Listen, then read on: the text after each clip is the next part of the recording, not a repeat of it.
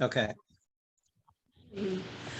Well, we're back, and I think everyone is familiar with Darren Glassbrook, who is here from the Mobile Medical Museum to give us a presentation on epidemics in coastal Alabama. Welcome, Darren. All right. Thank you, Tracy, and thanks again to everyone for joining us this afternoon. Hoping that it goes a little more smoothly. We have a lot of history to cover, but I think there should be plenty of time for questions at the end. I just want to get a few things out of the way. First of all, what is the difference between an epidemic and a pandemic? An epidemic is a term used to describe an infectious disease that affects a lot of people concentrated in a single region or community, whereas a pandemic has a much broader range and affects entire, multiple countries or continents. And so that's the difference. And interestingly, there are sometimes you have a pandemic, that is really going spreading like wildfire all over the world, but in certain places that are geographically isolated, or for whatever reason, it really doesn't seem to break out in large numbers. So you can have a pandemic raging across the globe and have a local community where it is not it doesn't break out into an epidemic, and we're going to see that in my presentation. But before we get started, I just want to also say that since this current pandemic, COVID-19, has started, one of the questions or comment or responses that I often get from people is wondering how what we're going through right now compares with what people went through in earlier generations. And one thing that I've learned from studying this history is that pretty much everything that is happening right now, we have seen before. We have seen vaccine resistance many times before. We have seen people resisting public health ordinances. We have seen problems with vaccine rollout before. We've seen racial disparities in medical care pretty much constantly. So there's really very little that we're going through right now that has not happened in the past, which makes this history valuable and possibly even reassuring. If we know that we've survived despite all of the enormous losses to get to this moment, then probably that means COVID-19 is not going to spell the end for us. So that'll also become clear in the presentation, as you will see a lot of familiar things as we talk about these different epidemics throughout history.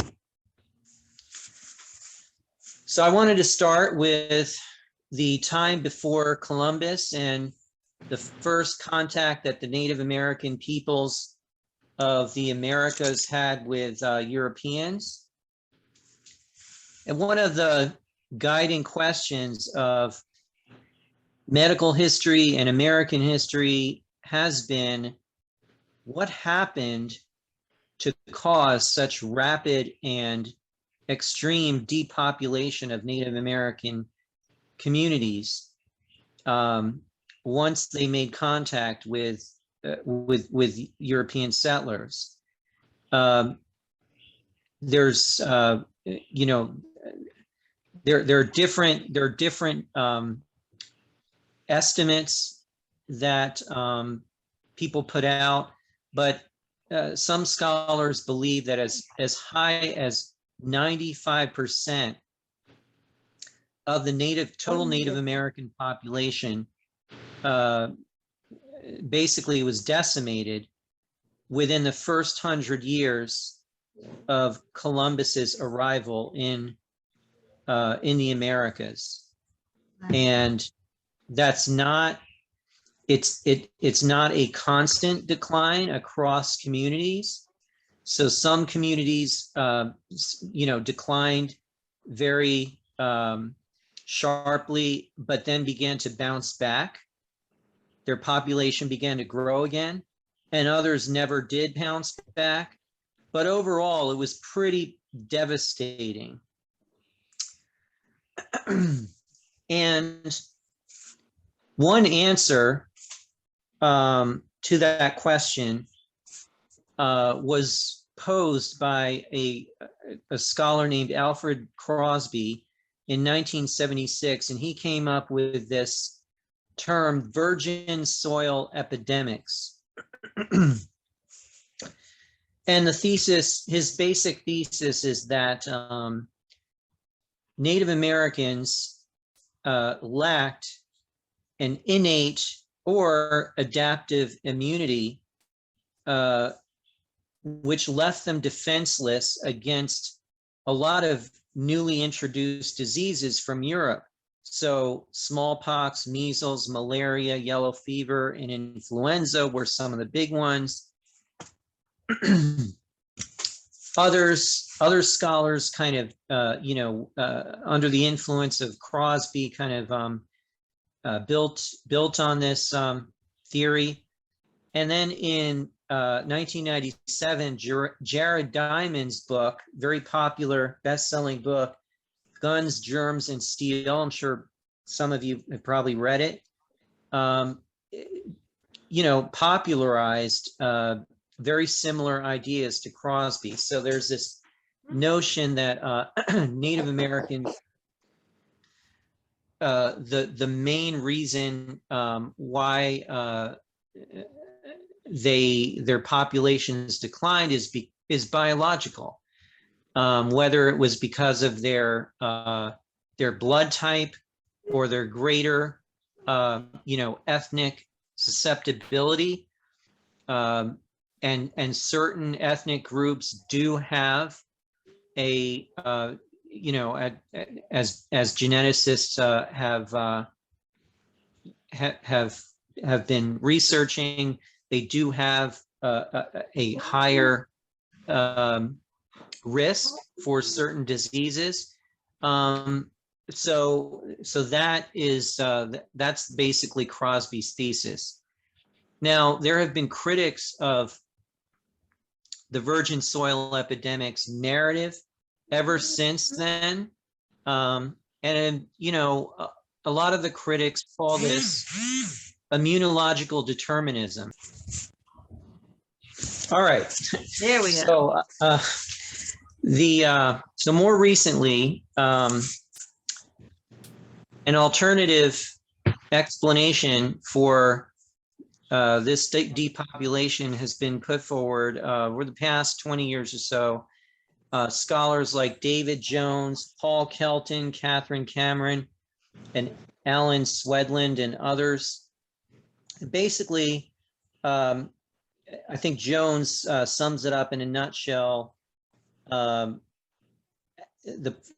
of the problems with the virgin soil epidemics theory is that European and American populations mixed for over 500 years before scientists could study them adequately, and the state of virgin immunity will forever remain contested.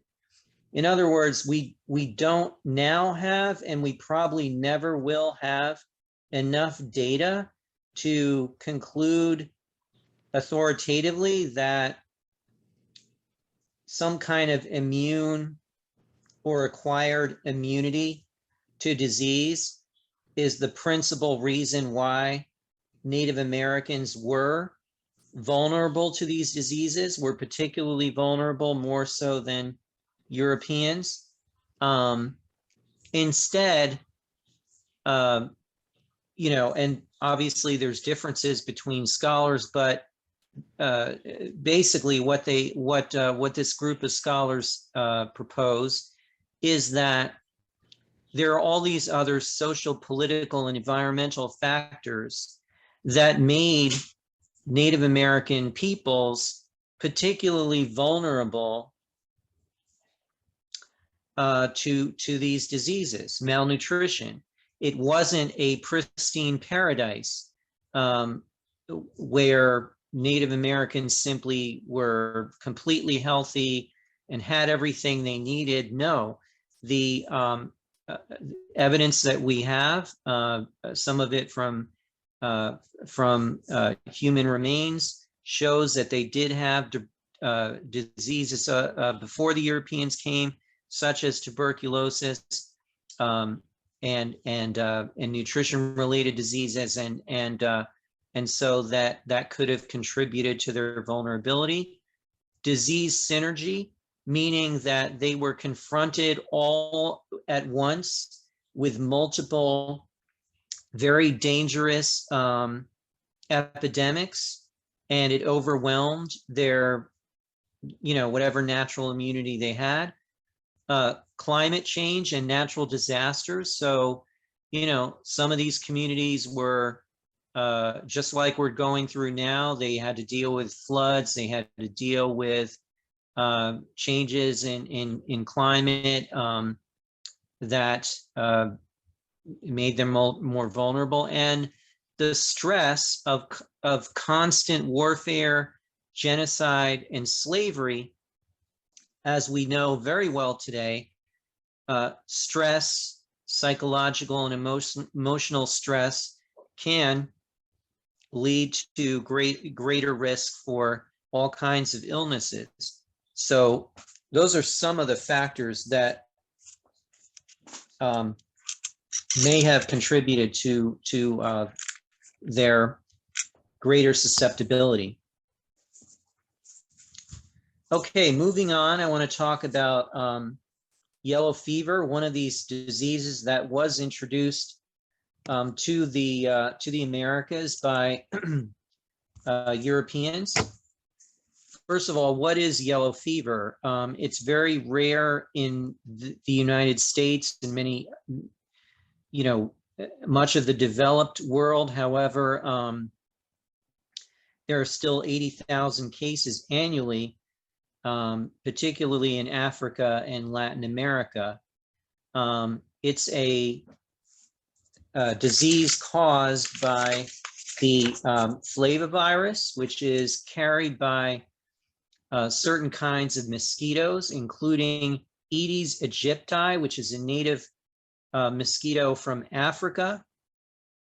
Some scholars today believe that this mosquito was transported across the Atlantic in Christopher Columbus's slave ships when he landed on Hispaniola, and that's how it arrived in this hemisphere. The virus was inactive and was carried in desiccated mosquito eggs as it crossed the Atlantic for many months, and then you know, and then it was activated by new environmental conditions. Yellow fever is an acute and systemic virus. That means that it acts very rapidly, 3 to 6 days after infection. This makes it different from some of the other viruses, and it affects the whole body, just like COVID. Unlike COVID, it's not a respiratory virus. It is vector-borne, so it enters your bloodstream primarily through mosquitoes biting you. You know, a mosquito can feed on human blood to nourish her eggs, and then if it bites an infected individual, it can spread that infection to many other people until it dies. And so the mosquito is a very effective vector for not only for yellow fever, but for other viruses like dengue fever, and West Nile and others. The main symptoms are jaundice, severe vomiting, hemorrhaging, organ failure, and death if you reach the more advanced stages of the virus. There is a vaccine that exists. It's been around for 90 years or so. If you go to certain parts of the world, like Africa and Latin America, you'll probably want to get vaccinated for yellow fever. But it has proven extremely hard to eradicate because mosquitoes are so they're so prevalent. They live in most places where human communities are, on most of the continents, and people travel and take yellow fever with them to new places, and so it's been an ongoing problem. The first recorded instance of yellow fever in Mobile was in 1704 at the French settlement at Fort Louis de la Mobile on Dauphin Island.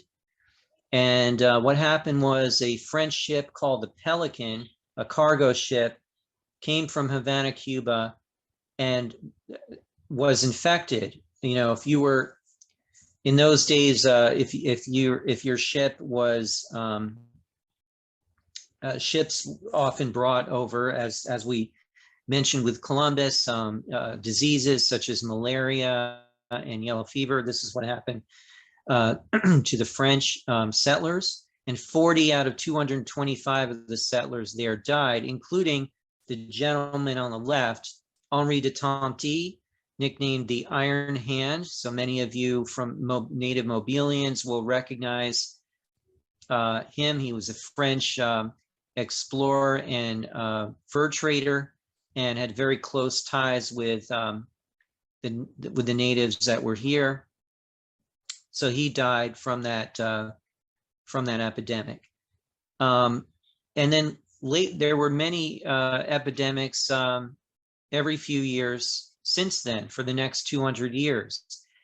The British, when they occupied Mobile, considered this city to be one of the unhealthiest places in their whole empire. But you can see there, all those years, there was a yellow fever epidemic that killed hundreds or even thousands of people annually. The worst one was in 1853. That was the peak yellow fever epidemic in Mobile. That year it spread from New Orleans and killed almost 1,200 people, or 7% of the summer population. In the later years, can we stop you just a second for a question? Greg Sure. wants to know what makes the epidemics themselves of yellow fever distinct. In other words, it was gone in 1839 and then came back. Right. So, this is what happens with viruses. They last for a time and then they kind of burn out for various reasons. Either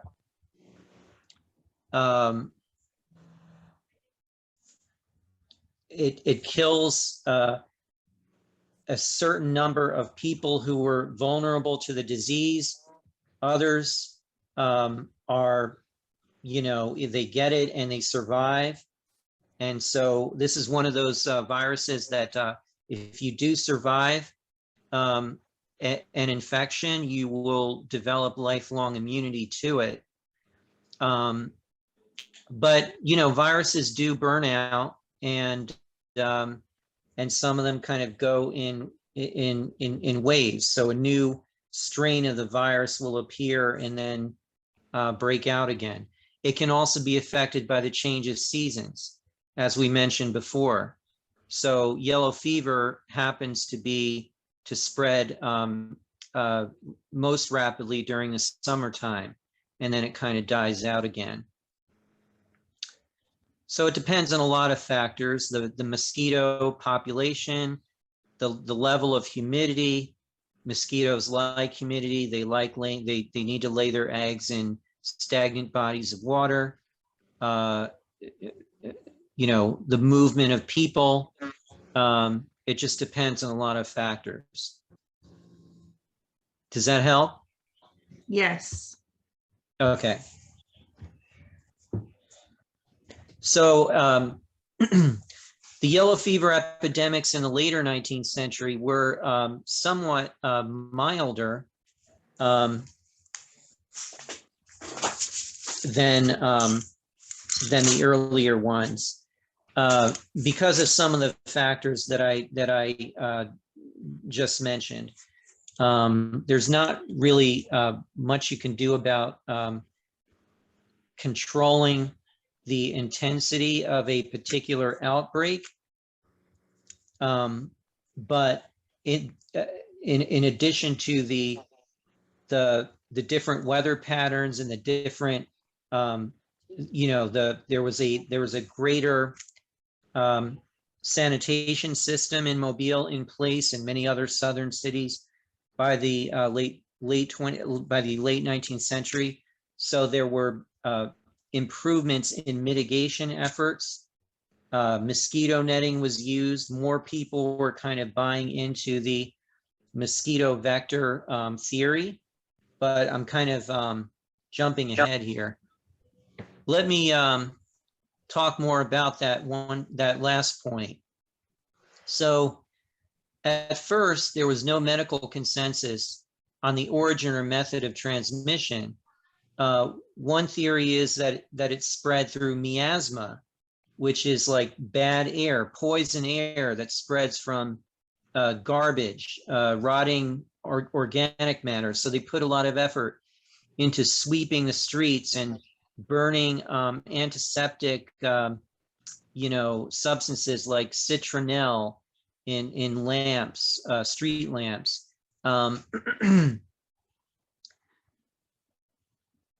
One of the most common treatments for a person infected was the heroic medicine of Benjamin Rush, one of our founding fathers, signer of the Constitution, but also prominent physician. Because of his reputation, a lot of people followed his example and advice. And this method was bleeding, purging, and sweating the patient, which, as you can imagine, was not great for their health. If you are at the point, if you've reached stage 2 of yellow fever, where you're vomiting up blood and you are bedridden, you can't even stand up, and somebody's bleeding you and making you vomit, that's going to weaken you even further. So a lot of Rush's patients actually did not survive his treatment, and some did. But it was very hard to contest his authority or the authority of many other prominent physicians. A lot of people deferred to their experience and their education. In the 1840s, Dr. Josiah Nott and others, started to resist the advice of Rush, and Nott became first well known as a yellow fever specialist. In his later career, he kind of got very interested and involved in the new racial science of the 19th century, ethnology, and became kind of a notorious, advocate of scientific racism. And that's primarily what he's known for today. But before that, he put a lot of time into studying yellow fever epidemics. He lived through several of them himself. Several of his children died from yellow fever. And he was the first one to propose that it could be a vector illness carried by some kind of insect, such as a mosquito. Now, he never fully developed that idea, but others later on independently reached the same conclusion, and eventually he was proved right. But during his lifetime, he was that idea was not really taken very seriously. These yellow fever epidemics, they obviously were very devastating to Mobilians and others along the Gulf Coast, but they left a permanent mark on the culture and growth of the city. First of all, many of I think pretty much all of our major hospital systems still in existence today derive from, they were first built because of a yellow fever outbreak. City Hospital, which later became General Hospital and then University Hospital, that was built to provide basically hospice care for primarily, indigent patients with yellow fever and keep them away from the healthy population so they wouldn't spread the infection. Same thing with Providence Hospital, and then later Mobile Infirmary at the beginning of the 20th century. The two oldest cemeteries in Mobile, Church Street Graveyard, we saw a picture of that earlier, and Magnolia Cemetery, were built to as a resting place for all of these, victims of yellow fever epidemics. Many, if you go tour these cemeteries, you'll see many of the headstones are of children, whole families buried together. Many of them, were casualties of one or another of these epidemics. It led also to the founding of the Medical Society of Mobile County, which is still in existence, founded in 1841. Their primary mission at first was to enforce or develop and enforce city ordinances with respect to this, to help manage the spread of yellow fever and other infectious disease. And the Can't Get Away Club, a group of volunteers who formed to kind of provide relief to, yellow fever patients. And finally, it led to the development of Somerville and Spring Hill as people started moving west, where they believed they would be protected from disease. They thought that the fresh air and the open countryside would be better for their health. And so that's where we get these names from: Spring Hill, Somerville. It kind of is very evocative of a paradise. So if you were an affluent upper middle class family, you would not want to remain in the downtown area during the summer months. It got very crowded, dirty, lots of disease, lots of mosquitoes. So you would move toward the west. And, you can see that the city planning today, with these long boulevards leading from downtown out to these western developments, is still with us, very much with us. Okay, moving on to some of the later epidemics. First of all, smallpox. So smallpox is a very old virus. It's been, today it's been eradicated from everywhere in the world, thanks to a global vaccination campaign. There's still apparently biowarfare laboratories that are controlled by, the former Cold War opponents and maybe possibly others. But other than that, there's no live smallpox virus anywhere in the world. But it was a very serious, fearsome disease for, centuries, millennia. The disease is caused by the variola virus, and it spreads through respiratory droplets, just like COVID.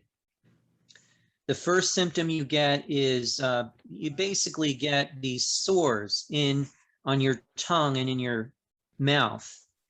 It has a very long incubation period. So in that way, it's unlike yellow fever. The incubation period is 7 to 19 days after infection. So during that time, you don't feel sick, you're not contagious, but then you start to develop these sores in your mouth. And then on the 4th day, they spread very quickly all over your body within 24 hours. As you can see, the father on the left, and his vaccinated daughter is sitting next to him, who has also been infected, but as you can see, her infection is much less severe. And then it basically progresses from there. The sores turn into pustular rash and scabs, and then they fall off after a couple of weeks. 3 out of 10 people infected with smallpox will die. So it has a pretty high disease mortality rate. The other interesting thing about smallpox is that the very first vaccine in the world was the smallpox vaccine, and it developed hundreds of years ago in 1798 by Dr. Edward Jenner in Great Britain. And it was developed from live cowpox samples. Jenner discovered that if you inject somebody with live cowpox, it actually gives them pretty good immunity to smallpox. And so that was the first smallpox vaccine. And cowpox, that Jenner's vaccine continued to be used until the 19th century, and then it was switched to a different kind of vaccine based on the live vaccinia virus, which is similar to smallpox, but much, much less harmful.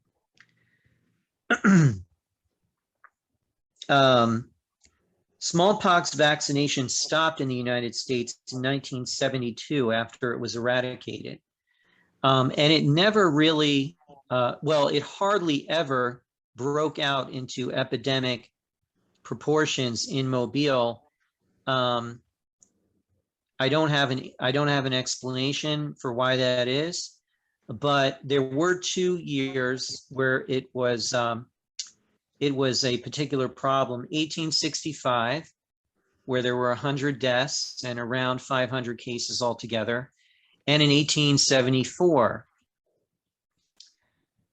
So a year before the 1874 epidemic, there was a change in the city administration, and you know, for some reason they decided to dissolve the public health board and eliminate the position of health officer, which was held at the time by Dr. Jerome Cochran, who went on to become Alabama's first state health officer.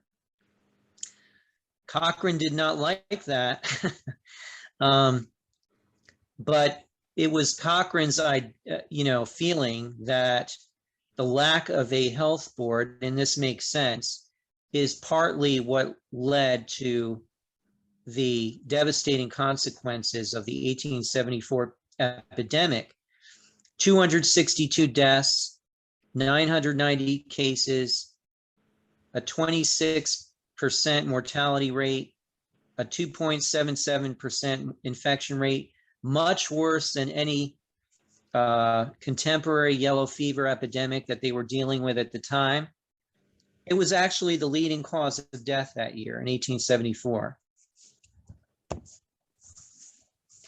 Cochran later wrote a study of this epidemic, and he has some really interesting insights. For one thing, he addresses the racial disparity of the smallpox epidemic, which is something that we have seen time and time again. He says at one point that there was a lot of vaccine resistance among African Americans. He says the neglect of vaccination was very general among the, if you don't mind me using this word, the Negroes, before the advent of the pestilence, and continued to obtain even after it had commenced its depredations. And according to his own account, he reports that there were two leading objections from the Black community in Mobile to getting vaccinated. Number one, they thought it was a plot by white people to kill them all off by giving them smallpox through this vaccine, this mysterious, drug. And two, they heard these stories about people getting vaccinated and then something terrible happens to them. They lose their arm, they die, He also, he was something of a racist himself, and he blames their racial character. He says, they're stubborn, they're ignorant, and so on. He also suggests that possibly they might have some kind of innate susceptibility due to their race to the smallpox virus. But this is interesting. He also proposes that part of it may be due to their social and environmental conditions. They're, much of the Black population at the time were working, they were working people. They were poor. They couldn't afford to miss work and to get vaccinated even a day or stay home, to isolate if they were infected. They were living in close quarters with other members of their family. So if other members of their family and their household were infected, they couldn't keep themselves safe. A lot of the same, situations that we're dealing with today with COVID and how it affects, people differently along economic divides and racial divides.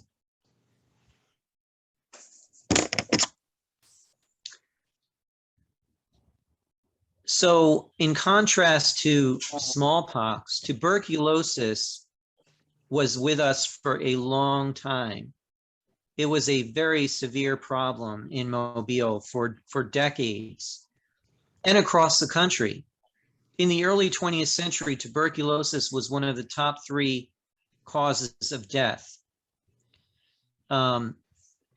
Tuberculosis is not a virus, it's a bacterial disease, and it spreads through the bacterium called Mycobacterium tuberculosis. It usually attacks your lungs. It is it's transmitted through respiratory droplets like many of the others. So it usually attacks your lungs. Sometimes it gets into your brain and your spine and can cause other symptoms. There's a latent form of tuberculosis. This is interesting that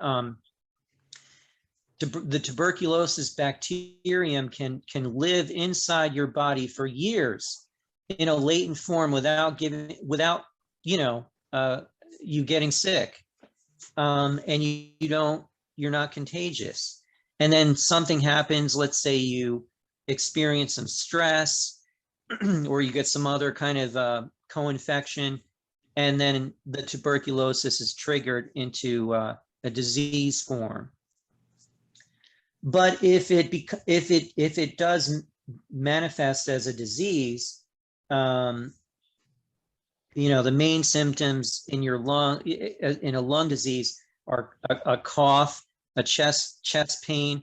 You might cough up blood and phlegm. You have fever and fatigue.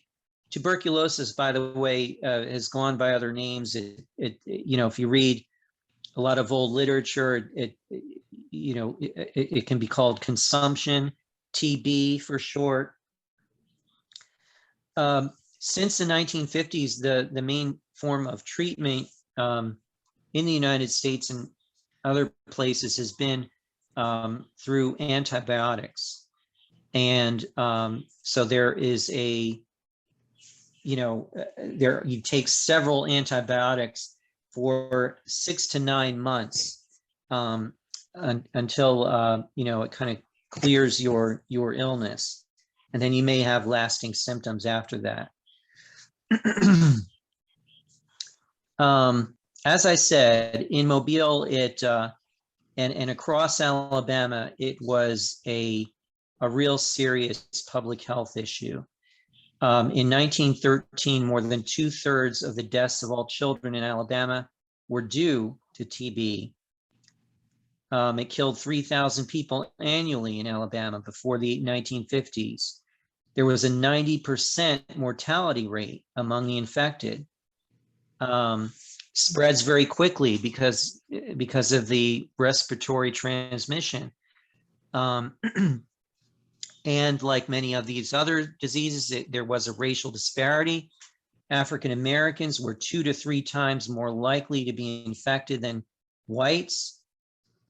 In 1914, Alabama takes a step forward by in combating this epidemic by forming the Anti-Tuberculosis League. And in Mobile, there was a 6th district tuberculosis association that kind of led the public health education efforts and mitigation efforts. And they, in 1955, you'll see the building on the left. That is today the home of the health department. It's called the Joseph Keeler Building. Originally, it was built as the Marine Hospital, and some people know it as the Marine Hospital, but in 1955, the US government sold it to, or rather the Tuberculosis Association acquired it, the hospital, from the US government to be used as a tuberculosis hospital. And it's a pretty large, you may not be able to tell from the picture, but it's a large building. So that gives you a sense of how big a problem this was. I want to talk about the concern for children in respect to this disease, because we see this with COVID as well, and with polio. So in 1905, there was an editorial published in the Mobile Medical and Surgical Journal by a group of leading physicians. And they wrote, to meet the danger arising therefrom from tuberculosis, rigid medical inspection of school children should be had in order to detect the disease in its incipiency when it is readily curable. Accurate information as to the nature of tuberculosis should be disseminated among school children, and teachers should be required to utilize every expedient which would inhibit every means which tends to propagate the disease through the schools under their care. And then about 20 years later, a new curriculum is developed called the Modern Health Crusade that is adopted in all counties and school districts for grades 7 through 12. I'm sorry, the curriculum is probably for younger kids. This one, I'm thinking of a different one. But it was basically a game that you play. They turned it into a game that you play to teach children to have good health habits at home. So the idea is that, you know, children keep a daily chart on their health routines. You know, I slept with the window open, I changed my bed sheets, you know, I took a bath when I got home from school, et cetera, et cetera. And they earn points. And now this game was very gendered. So they earn points to, you know, kind of move from a squire to a knight, and eventually to become a knight of King Arthur's Round Table. In another part of this public health campaign, the Anti-Tubercular Association also had a clown named Cho-Cho that they would send around to schools and give presentations to the children with funding from Christmas seals.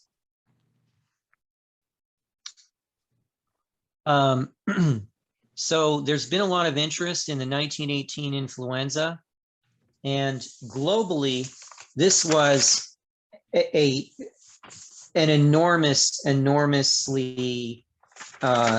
damaging pandemic, killed hundreds of millions of people all over the world. And, you know, it was called the Spanish flu, which is a misnomer. It had nothing really to do with Spain. It didn't originate in Spain.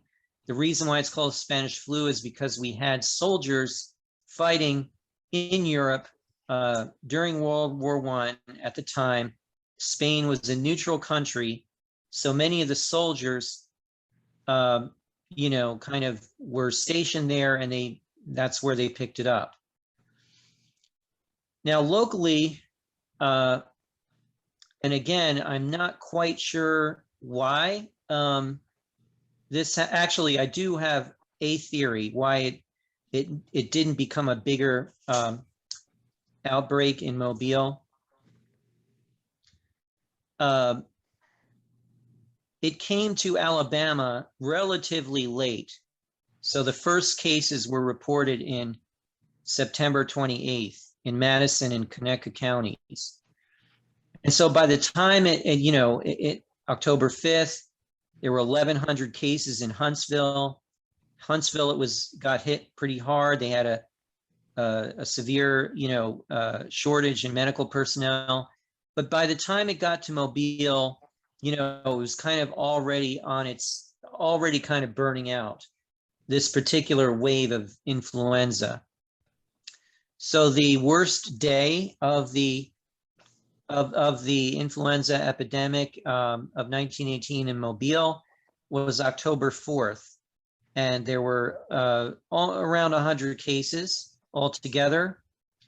About half the shipyard workers were out sick. Lots of students were kept home, either out of fear or because they were sick as well. So for a brief period of time, there was a little bit of a, an urgency. Well, what do we do? This is gonna wipe us out. There was a field hospital set up by the Red Cross. On October 4th, the Public Health Board met and decided to basically close down all of these places of amusement, theaters, motion picture houses, churches, public, private, and parochial schools, and places of public gatherings. So this should sound familiar. Alabama last year had the stay safer at home order, and this is similar. But that order was lifted on December 16th. So it was in place for about 2 months. And then there was a later meeting in early 2019 by the health board where they were considering canceling Mardi Gras, the Mardi Gras parades and celebrations, but they decided against it. They decided that, yes, there are still cases of influenza, but it seems to be under control. That was the consensus. Polio was also with us for a long time. It used to be called infantile paralysis. Polio never spread as quickly or as, intensely as influenza or COVID. So you can see that there were only about 3,500 cases statewide between 1915 and 1950. And the peak year here in our area was 1949, when there were 244 cases. The first iron lung was purchased by the Mobile County Medical Society with funding assistance by the Mobile Press Register in 1937. So the iron lung is an artificial respirator that is used to assist your breathing when polio enters your central nervous system. In about 0.5% of polio patients will develop some form of paralysis. You can see the little girl on the left has leg braces. So that's a different form of paralysis from polio. It can also paralyze your diaphragm, and you need this iron lung to breathe. So the most advanced stages of polio were very frightening to a lot of people, and led to a lot of panic about polio, led to a lot of mobilization. And there was also these were years of segregation in Mobile. So because before the polio vaccine was available, the main form of treating infected people with paralysis was through the iron lung, and iron lungs were not available to everyone. They were very expensive, and there were not a lot of them around. And so if you were African American, you might not have access to that level of care.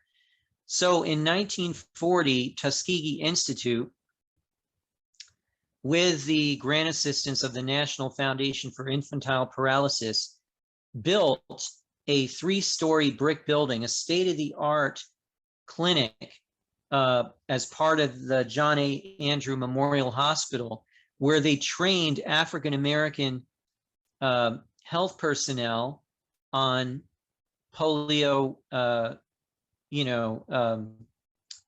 care, and provided care for patients there. So this was a big deal, a national center, not too far away from Mobile, that offered really advanced care.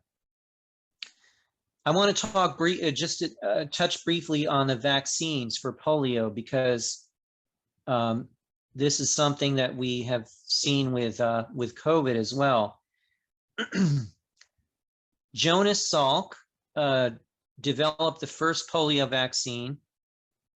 It passed through clinical trials in 1954 and was approved by the FDA. And then shortly after, and people were very excited about by it. They were,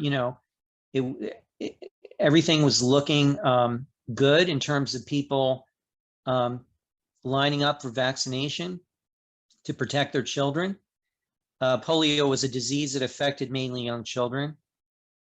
But what happened is that around a month after the distribution of the Salk vaccine, some patients actually got infected with polio from the vaccine. And this was not supposed to happen. And what they found out was that one of the pharmaceutical companies named Cutter Laboratories, that had been contracted with the US government to develop and distribute the vaccine, they had a contaminated batch, a batch of vaccines that was contaminated with a live virus. And unfortunately, that made its way to the public. And that, that had a devastating impact on people's trust of vaccination and the medical establishment. So the US government ended up shutting down the vaccine rollout for a while. Vaccination for polio rebounded a bit after 1960, when an alternative vaccine was available, the oral vaccine developed by Albert Sabin. And so it was kind of in the 1960s when polio started to really die out in this country. The last reported case in Alabama was in 1965. So I just have a couple minutes remaining, and then we can get to some questions. I want to touch on some of the more recent epidemics that we have seen in our own lifetimes. So HIV/AIDS is still very much with us, as you guys know, probably. It was once known as GRID in the early 1980s, which stands for gay-related immune deficiency. And so it was it's the virus that affects your immune system. The human immunodeficiency virus. It originated in chimpanzees. Actually, very long time ago, in the late 1800s, it jumped species and started affecting humans. First in Africa, and then it spread all around. But it wasn't until the 1970s, 1980s that it really kind of took off in this country. And originally it was kind of associated with gay men having unprotected sex. That's one of the forms of transmission. And, the forms of transmission are vaginal or anal sex or oral sex. It can also spread through breast milk, and it can spread through sharing hypodermic syringes or getting a syringe treatment, and it's been contaminated by an infection, and so you get it that way. The boy on the right, the left, is Ryan White, who some of you may remember. He was 13 years old, from Kokomo, Indiana. He was a hemophiliac, and he was getting a blood treatment for that condition, and contracted HIV. And at the time, as I said, the disease was kind of had a lot of social stigma because of homophobia associated with gay men, and people thought that you could get the disease from drinking, sharing water fountains, from shaking hands with people. But Ryan White was one of the individuals, Magic Johnson was another, who kind of changed the image, the public image of the disease. And he became a leading advocate and spokesperson for AIDS activists. He was given 6 months to live, but ended up living for 5 years, 5 more years after being diagnosed. But eventually he died. He died of AIDS. In Mobile, the Mobile AIDS Support Services was an organization, kind of a grassroots organization, that was founded in 1984 by Martha Wood, who was a retired teacher and social worker. So as I said, a lot of even medical practitioners didn't want to get anywhere near HIV and AIDS infected patients at the time. So a lot of this was a grassroots effort, a lot of the early work. So this organization got a big grant from the Robert Wood Johnson Foundation and set up a phone hotline and testing and counseling services. And then later on, they added housing services for patients who were basically, they had become, social outcasts because of their condition. Dr. Bert Eichel, the current health officer of Mobile and the son of our founder, Sam Eichel, was an early supporter. So to his credit, he saw the public health benefit of efforts like this. The first serological testing for the antibody to HIV was done at the health department in 1985. And then a couple years later, starting in 1987, you see the number of cases and deaths steadily rising every year until it reached a peak in 1995, 500 deaths that year out of 4,000 cases.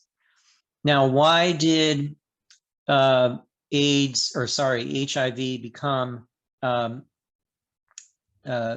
did the mortality rate drop after that year? Because in December 1995, the FDA approved saquinavir, which was the first protease inhibitor, a type of antiretroviral treatment for HIV. So what it does is basically, there's no cure for the virus. There's no vaccine for it. You have it, once you get it, you have it for life. But this mitigates the effects and keeps you out of the hospital, allows you to live a relatively long and healthier life. If HIV does reach the final stage, which is called AIDS, acquired immunodeficiency syndrome, that's where it can be a very, that's where the survival rate is very low. Normally you're given about a life expectancy of 3 years if you have full-blown AIDS. And what happens is your cell count drops really low, and your immune system is so weakened that you develop other co-infections that will, that can kill you. Just like we saw with tuberculosis, there was an effort to educate children in schools, children and teenagers. So in 1987, the state Board of Education issued a new AIDS unit of instruction for grades 7 through 12 to try to teach children, sexually active, adolescents especially, to take preventive measures to protect themselves from getting the infection. I'm not going to kind of go over the COVID extensively because we've all lived through this. But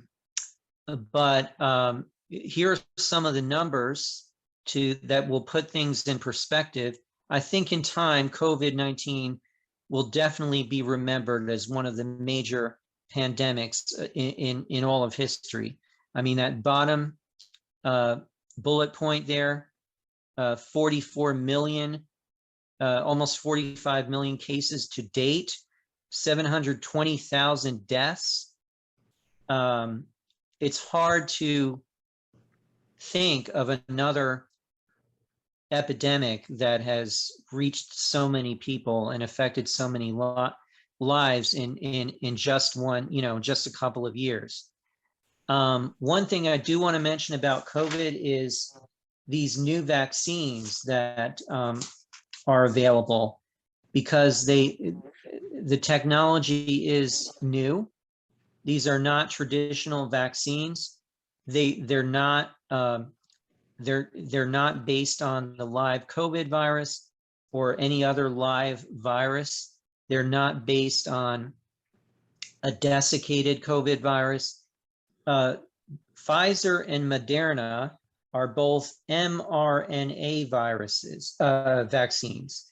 And so the way those work is you get the vaccine, and then it sends instructions to your cells to build a spike protein that is found on the surface of the COVID virus. And then the cells make that protein, they destroy the instructions, and that triggers an immune response that breaks down that protein. So it trains your cells to act the same way whenever you encounter the real COVID virus. The Johnson & Johnson vaccine acts similarly, but it's called a viral vector vaccine. And so what the vaccine is, it's a different virus that enters your cells and does the same thing. It sends them instructions to build these spike proteins that are then destroyed by an immune response, and trains your cells to do the same thing should your body ever be infected with or encountered the COVID virus. And so a lot of people, I think there are a lot of people out there that think, oh, you can get COVID from the vaccine. You can't. It's not that kind of vaccine. And we'll just have to see. It's kind of, there's still a lot we don't know about COVID-19. We don't know how long this is going to last. Is it going to be like tuberculosis and hang in there for decades, or is it going to burn out next year? We just don't know. What effect will these vaccines have on it? Will we reach herd immunity, in the coming months, and maybe that will lead to a decline of cases? We'll just have to wait and see. So thank you. That concludes my presentation.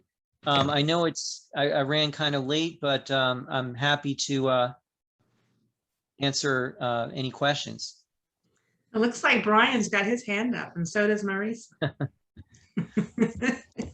Y'all go ahead and take your microphones off. And oh, I was just clapping, although I do have a question. Thanks so much for your presentation, Darren. It was really informative, and I felt like I learned a great deal. The one thing I wanted to ask about, because I was curious about it from sort of the 19th century perspective, is that, I'm familiar with these huge spikes in mortality that are taking place in the Northeast and Midwest in the 1830s, 1840s, 1850s. as a result of the cholera epidemics, and a little bit later as a result of scarlet fever and typhoid epidemics. And it looked like from your presentation that Mobile seemed to have escaped some of that, at least the sort of really severe surges that you have in, Cincinnati, for example, from cholera. And I was wondering if you'd, investigated at all why it is that Mobile seemed to do relatively well in the face of those really huge surges.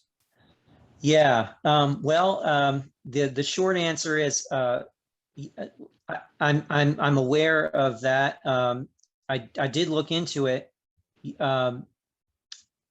There was a cholera outbreak in Birmingham in I think the 1870s. And there may have been some other, major outbreaks in some other Alabama cities, but there doesn't seem to have been, obviously there are, being in the Gulf Coast, being in a subtropical climate, there are just about every year, there are reports of isolated, incidents. That's what the health department is for. A case breaks out of West Nile virus or of dengue fever. Somebody comes here from another city and brings it with them, and probably the same thing happened with cholera. I'm sure it did. But in terms of epidemics, there doesn't seem to have been one in Mobile. And there could be a lot of contributing factors to this. Part of it is just the timing, like as we saw with influenza, when does the infection enter a place? Does it enter a place at an opportune moment, or does it enter a place when the environmental conditions are not conducive to the spread of that disease? But beyond that, I really don't have a good answer as to why Mobile seems to have escaped the worst effects of cholera. Sorry, I'll look into it further, and if I get a better answer, I will I'll let you know. Thanks, Darren. Thanks, Brian. I was doing that so well too. So back to the beginning when you were talking about virgin immunity. My question is, can immunity be determined through DNA from the remains of a population? Right. That's a great question. And David Jones addresses this question in his article, Okay. and others have addressed it as well. So it depends on the disease. There are some diseases that do leave, that can leave permanent markings on your skeletal remains, but many of these infectious diseases that we mentioned do not. So we have to turn to other kinds of evidence, such as first or secondhand accounts from Native Americans themselves. What, in their own words, in their own narratives, in their own using the how they understood things, can we say that they experienced a certain disease prior to Columbus? And a lot of these scholars, Jones and others, are basically concluding, at least through the present, that we probably won't have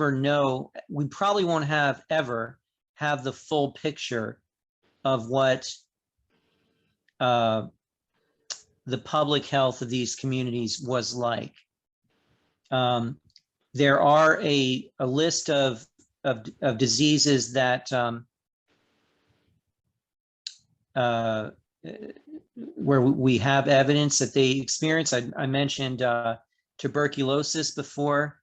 Pellagra and rickets are, nutritional diseases. And some of the other ones seem to be new transplants from other parts of the world, Europe and Africa. But there's a lot that we don't know and probably won't ever know. One other, one other indirect method that that researchers are trying is, I'm sure many of you are familiar with these researches into whether or not particular racial and ethnic groups have greater susceptibility to a particular disease such as Tay-Sachs or sickle cell anemia, and so on and so on. So what is going on today is researchers go into, contemporary, current Native American communities, and they do these studies to see what their susceptibility is like now, and then try to draw inferences from that as to what the susceptibility of their ancestors may have been. But that's that's getting into kind of speculative territory. So Yeah, I was just asking mostly because I know that they can take historical populations and determine where they live based on, the isotopes found in their DNA or their teeth, yes, or what have you. And so I was curious if there were markers similar to that for not in every case. Okay. So with regard to where people live, you were talking about Somerville and Spring Hill and whatnot. Was Cottage Hill also one of those? It's much farther west, but was that also a developed area? I've heard that. I just didn't know if that was really the case. I haven't really researched that Okay. that development. It's possible, but all of those long boulevards that you see, Old Shell Road and Spring Hill Avenue, they were lined with, they still are, lined with those beautiful trees. That was intentional. The point was to make Mobile look like a really beautiful European city, make it look like Paris or something, so that these affluent families would be drawn out there. Old Shell Road gets its name because the homeowners pooled their money to privately pave the road with oyster shells. Instead of like the dirt, the kind of the dingy dirt roads of the downtown area. So Somerville and Spring Hill were really new upcoming areas that were purchased from the old Spanish landowners shortly after Mobile became or Alabama became a state, and Mobile was really growing, and so the city kind of developed to the west.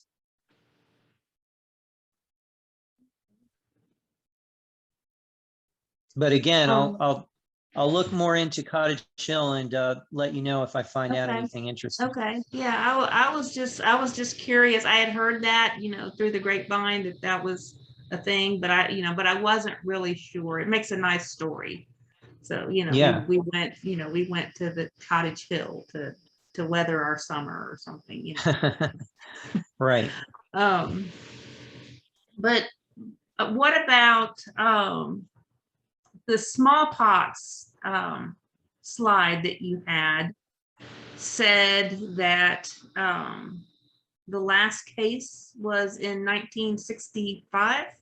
Did I read that right? That was polio. But okay, so 1972 was what that's right. I'm mixing these up. Oh, okay. Yeah. 1972 was when smallpox vaccination stopped. Yeah, that's right. Uh-huh.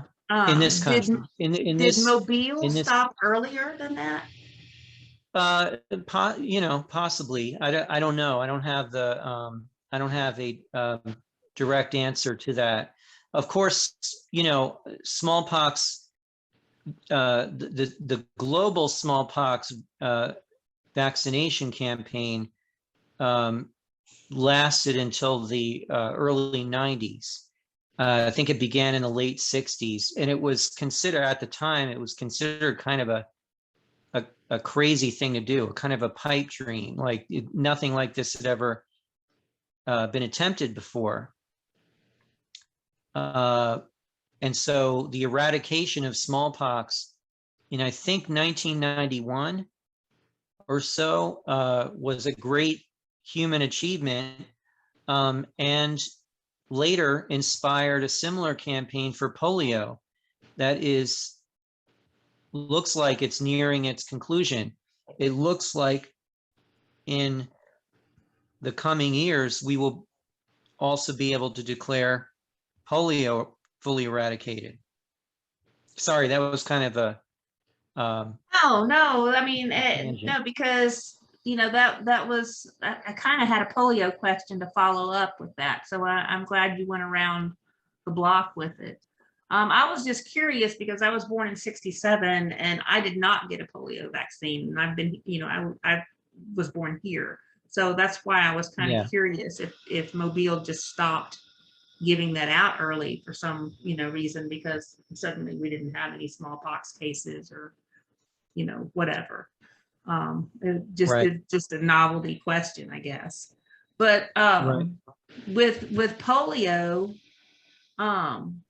if the I don't know if I finished writing down my question, but why? Oh, I know. Why do we still have a polio vaccine if the last case was in 1965? So we've not Well, really because eradicated it. okay, well, yeah. When I said it was when I say that it was eradicated, what I meant was it was eradicated from Alabama in 1965, or that was the last case. It was eradicated from the United States at some point, later in this. I don't have the exact date in front of me, but of course, it still remained in much of the world. Okay. And I think it was in 1967 when the World Health Organization and the Rotary Club International and other partners got together. They launched this global campaign. They went around. It's the oral vaccine developed by Sabin that is, I think, primarily used around the world. Mhm. They go door to door and they, try to convince people to get vaccinated. And they've done this in very remote places. And the last two countries that they're working on, where there are still wild strains of polio that are endemic, are Afghanistan and Pakistan. And there are political and cultural and geographical reasons why it takes a long time to attempt something like this.